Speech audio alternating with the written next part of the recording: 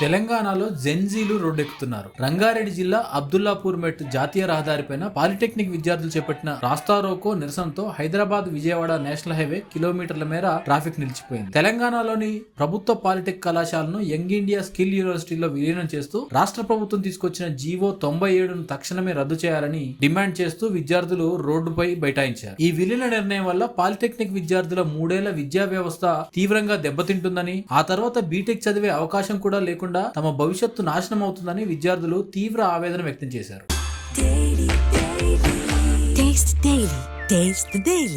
CM పైన కొద్దిమంది విద్యార్థులు ఆగ్రహం కూడా వ్యక్తం చేశారు. పోలీసులు రహదారిపై ధర్నా చేస్తున్న విద్యార్థులను బలవంతంగా పక్కకు లాగేందుకు ప్రయత్నించారు. ఈ క్రమంలో జరిగిన తోపులాట, పోలీసు చర్యల్లో పలువురు విద్యార్థులకు తీవ్ర గాయాలయ్యాయి. విద్యార్థుల హక్కుల కోసం జీవో 97ను రద్దు చేసే వరకు తమ పోరాటం ఆపేది లేదని విద్యార్థి సంఘాల నేతలు స్పష్టం చేస్తున్నారు.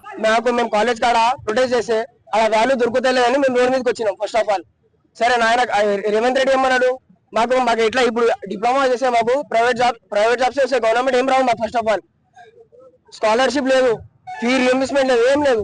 మాకు రాయనికే రాదు, ఏం రాదు. ఆయనకు వస్తా ఫస్ట్ నేను అడుగుతారా రేవంత్ రెడ్డికి, ఆయనకి ఏమైనా వస్తా? నేను కల్లోపడితే నాగర్ కర్నూలు డిస్ట్రిక్ట్ నాది, మా ఊరు పక్కనే ఆయనది. వస్తా ఏమైనా చదవనికే రాదు, ఇంగ్లీష్ మాట్లాడనికే రాదు. మా తమ్ముళ్ళు మాట్లాడతారు, 4th 5th క్లాస్ వాళ్ళు మాట్లాడతారు. చదవనికే రాదు, ఏం రాదు. మళ్ళీ మాకు వచ్చి అది అంటుంది పెద్ద.